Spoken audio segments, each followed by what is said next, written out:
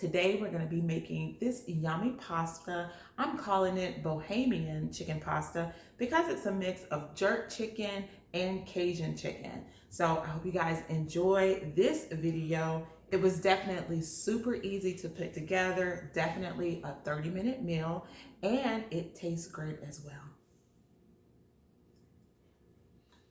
It's good, guys. Really good. So in order to save time, we're going to use a mix of jerk seasoning and a Cajun seasoning. If you don't have a Cajun seasoning, you can use Old Bay, and that will work. And I might add just a little bit of like cayenne, depending on how spicy the seasoning is once I mix it. Now, I'm also going to use some kosher salt that I'll have to go in and grab. But as you can see here, what I like to look at is the sodium. There's 310 milligrams of sodium in this one. And then there's 105 milligrams of sodium in this one. So I'm safe to add just a little bit more sodium to make sure that my chicken is actually going to be seasoned, because you know I don't like bland seasoning. So we're going to take a tablespoon. We're going to take a tablespoon of the jerk. I'm just going to eyeball it. That's about a tablespoon. And then we're also going to take a tablespoon of this Cajun seasoning.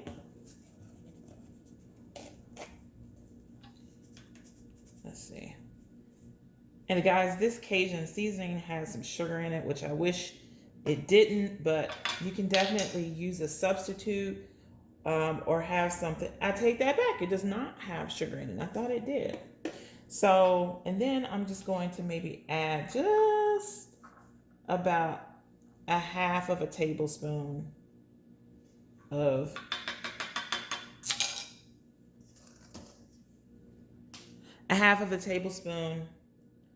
of that of kosher salt.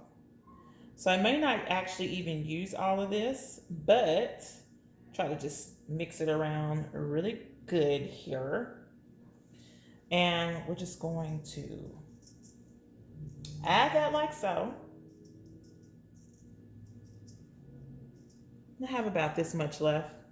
And then I have some browning. And guys, this goes very far, so just don't go crazy with it at all. So that's about it. That's all you need, guys. This is just browning. You can get that on the international aisle at the grocery store, usually with the Caribbean type spices. And so I'm just going to mix this in really well. I'm going to grab a little bit of olive oil.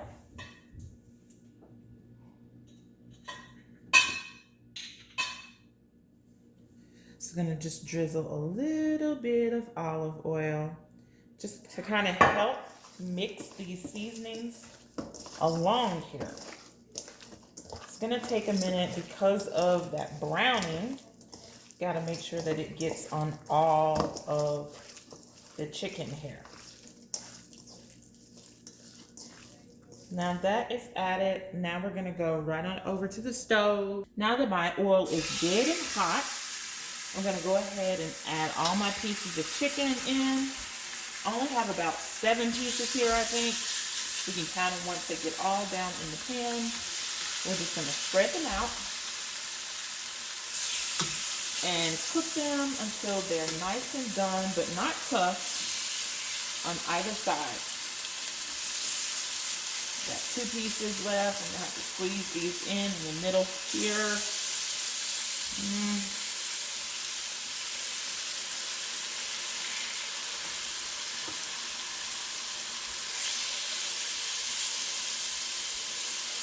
There's 8 pieces of chicken here. We're gonna let them cook about 4 minutes on this side, or at least until they're nice and golden brown. Then we'll come back and turn them. And the entire dish just about is going to be made in this pot. We're going to cook these, take them out, and then I'm going to build the base of the sauce. And I have my water on the back heating, so by the time this is done, this should be boiling, and I'll just be able to throw my noodles in, and everything should come together very, very quickly. Now, my husband does not like, or he likes the chicken to be like super dark, overly cooked, just like this, but this is cooking just fine. But he likes to see it dark because he's always afraid that something is going to be undercooked. But I'm going to go ahead and flip these and let these continue to cook on the other side. Now the chicken is finished cooking, so we're just going to take these out, and I'm going to immediately start to make the sauce for the pasta.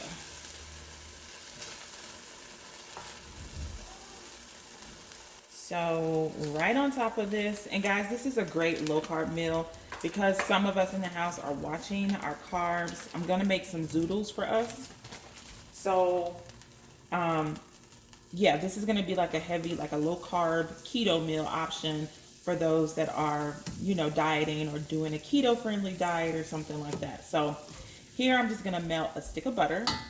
And then as soon as I melt this stick of butter, I'm going to add just some half and half. And this is a quart of half and half, which is about 4 cups. Well, it is 4 cups. And I'm gonna use about 3 cups out of this in order to make my sauce. And then I've also got some shredded gruyere. I cannot say it, sorry. Let me show it to you. And I also have some shredded gruyere. I'm sorry, I butchered that. Cheese I'm gonna put in here, about 6 ounces that I've shredded. And guys, I'm so sorry if you hear noise in the background. I got people coming in and out the house. My husband is talking, my son is talking, so please forgive the noise in the background, okay? People are just getting home from work and taking the trash out. So now that this has melted, I'm just gonna eyeball. This is gonna be about 3 cups. Yeah, that's about 3 cups. Now we're just going to season this a little bit with some salt. Now I'm not adding a lot of salt to this because I'm gonna have to taste it later after I put the cheese in it if it needs any more salt. All right, so this has been simmering for a while, and because of all the distractions, I forgot that after I cooked the chicken, I was supposed to cook my onions and my bell peppers and my peas. However, when I say peas, I have these little sugar snap peas that I'm going to throw in. So I had to do those off to the side. So this has been simmering for a while. So now I'm just going to dump in, this is the 6 ounces of cheese. I'm not going to butcher the name of it again because I cannot pronounce it. But we're just going to whisk this in like so and let this melt down. Now I taste the cheese itself. It's not really that salty. And the chicken has plenty of salt on it. So I'm not actually going to add any more salt to this because I'm going to let some of this salt on the chicken kind of cook off into the sauce here. So now we're just going to add back in my chicken, my vegetables, and we're going to let this cook. So we'll just put this right down in it. And basically all of these things are going to cook and simmer away and just be so, so good. Ooh, boy.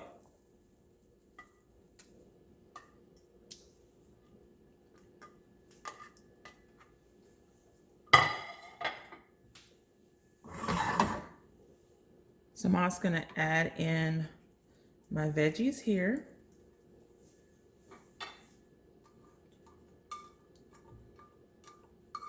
And this is just olive oil, the red bell peppers, and the onions. This is half of a red bell pepper and half of a small onion. You could definitely add more of this, but my family is not too keen to vegetables in their sauce like that.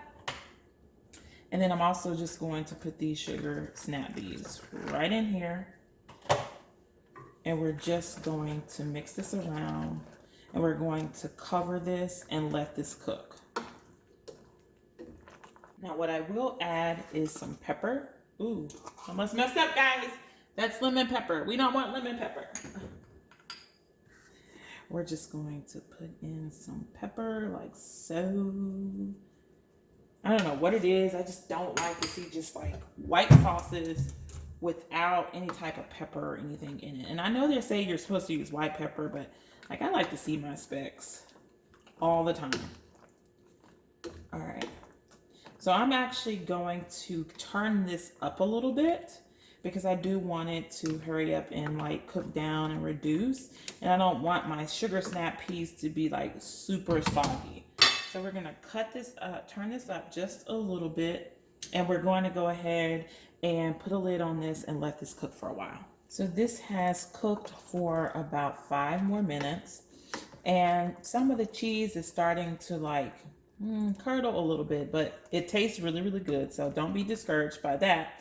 But I'm gonna go ahead and turn it off because these are tender. I don't want them to get any more squishy. They're just the right amount of doneness. So I'm gonna turn this off, and now I'm going to get ready to plate it up so you guys can see how this dish turns out, both with pasta and with zoodles. So here we have the Bahamian chicken pasta. This is without the zoodles, so the non-healthy version or non-keto friendly version. And here is the keto version here. So guys, it tastes really, really good. The snow peas kind of stink, so if you have a sensitive nose, you may want to leave those out. But otherwise, this is a yummy, yummy, yummy dinner, and it is super fast to make, only about 30 minutes if you prep and get everything together properly. So I hope you guys enjoyed the video. Make sure that you like, subscribe, and share the video. And remember to also leave comments down below and follow me over on my Instagram channel. You can find me there at Shay's Country Kitchen. Hope to see you guys soon. You have a great day. Bye-bye.